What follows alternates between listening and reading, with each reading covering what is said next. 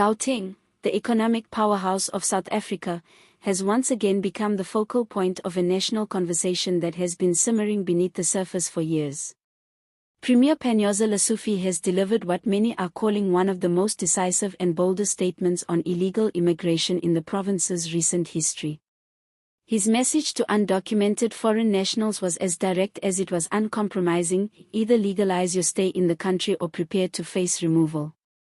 This strong declaration comes at a time when public frustration over crime, strained public services, and rising unemployment are all intersecting with increasing concerns about undocumented migrants.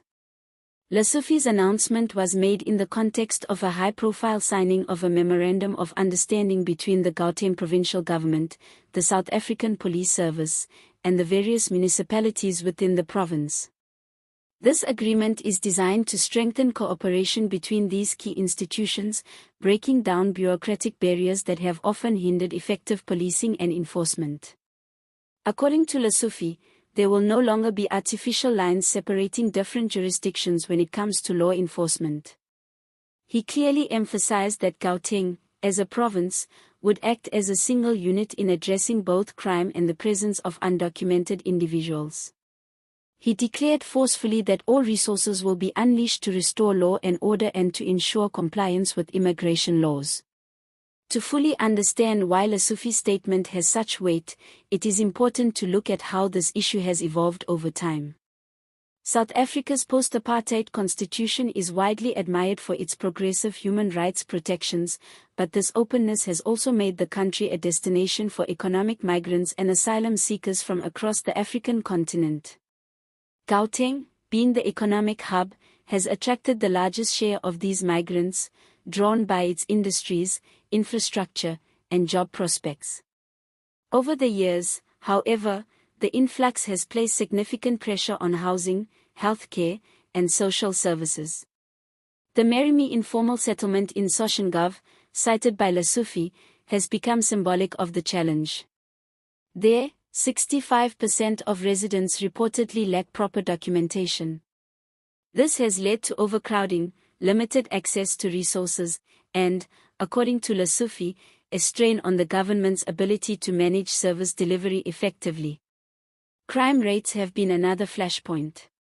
Although no direct evidence universally links undocumented migrants to higher crime, public perception often connects the two. Lesufi leveraged this perception by pointing out that provincial intelligence has identified 450 high-priority criminals in Gauteng, many of whom lack legal status. Out of these, 138 individuals have already been arrested and 17 were killed during law enforcement operations.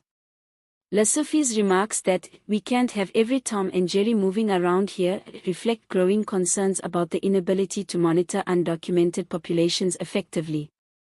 The Memorandum of Understanding signed this April grants sweeping new powers to law enforcement. For years, one of the challenges faced by police and municipal officials has been the jurisdictional restrictions that prevented seamless pursuit of suspects across municipal boundaries. Under this new framework, municipal police will now be empowered to operate across the province in collaboration with SAPS.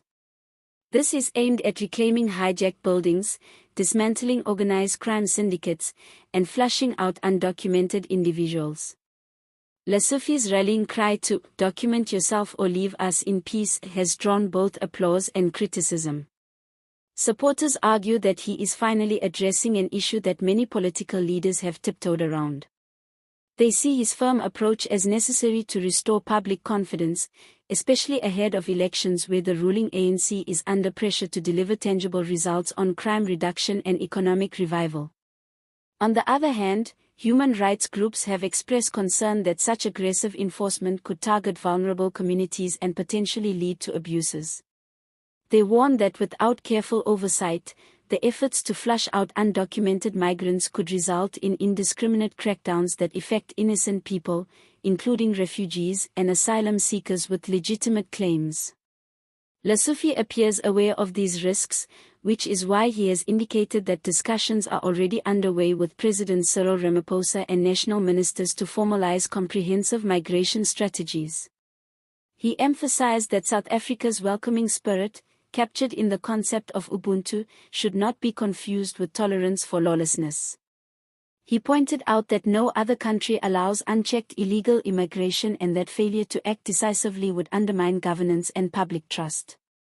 The broader implications of Lesufi's campaign are significant. Politically, the ANC has faced criticism for appearing too lenient on immigration and for failing to enforce border controls effectively. Lesufi's assertive stance can be seen as an attempt to reposition the party as responsive to grassroots concerns, especially in Gauteng where service delivery protests and social unrest have become common. Economically, the move could affect sectors that rely on undocumented labor, such as construction, hospitality, and informal trade. Socially, the enforcement campaign risks inflaming xenophobic sentiments, which have flared up periodically in South Africa over the past decade. Balancing the need for law enforcement with constitutional protections will be a delicate task. As operations intensify in the coming months, South Africa will face a real test. Can Gauteng enforce its laws effectively without eroding the country's hard-won human rights framework? It is clear that Lesufi's message has shifted the debate firmly onto the national agenda. Whether this approach stabilizes Gauteng or deepens divisions remains to be seen.